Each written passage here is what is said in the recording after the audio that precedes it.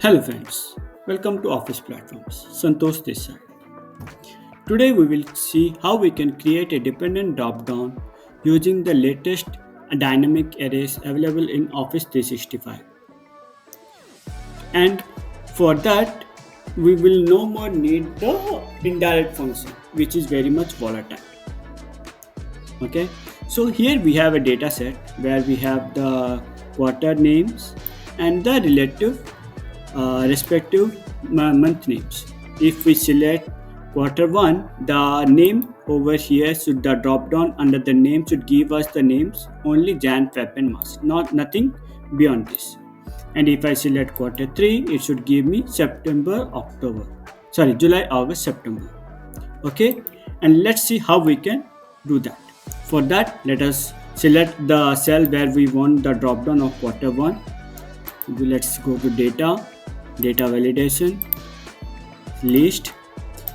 With the new searchable drop-down feature available in Office 365, we will not see any type of duplicates in the data validation.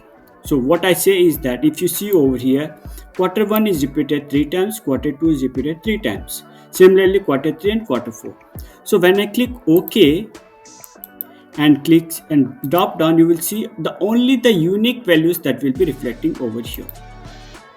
Okay, now let's see how we can get the related month names from the file. Now for that we will use the filter function. In a separate filter function, in a separate cell, let us add the filter function, like say filter. This is the data that we want to filter. Okay, then include. What is that include? So when it says include, what is the filter criteria that we want to apply, and what is the criteria range? So this is going to be the criteria range, which should equal to the criteria that we have selected from the drop down, and click and close. Now see, so with this Office 365 in the dynamic arrays, the filter is one of the dynamic arrays that spills the data, and that is met with a special condition. So now over here, in order to get this data as a drop down, these 3 months as a drop down, what we will do is that we will go to data validation again, click on list, and under the data source we will select the cell which has got the formula, and in order to get the data below the cell till where the data is there, we will select the hashtag and click OK. And now see, we get the May, June, July, April, May, June. If I select quarter one, this data is over here, and see Jan, Feb, and March. And if I select quarter 4, I will select October, November, and December. Okay, now see, let us see how when I say this will automatically expand, let us see how we will see this in a different example.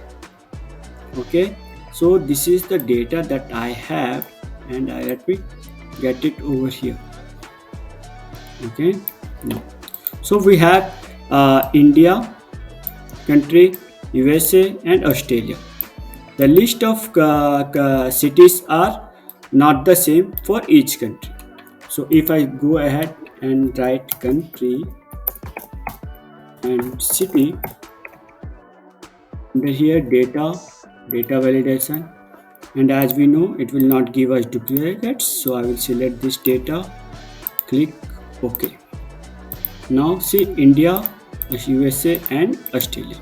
So what we can do is that we will write a filter to get the data. So this is the data that needs to be filtered, comma, this is the criteria 1 which should meet the criteria. What is the criteria value? This, and close, enter.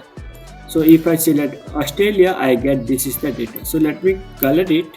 You can see how it is changing. Okay, and if you see, if I select India, the list automatically gets updated. This is the magic of spell. And if I select USA, see, this is the value. So what I will do, I will come over here to data validation, list is equal to the value and hash. Click OK. Okay, new essay. And if I select India and I go to drop down, I'll see Mumbai. So this is how we can achieve the dependent drop down requirement without using any type of indirect function. If you like the video, please give it a thumbs up. Thank you.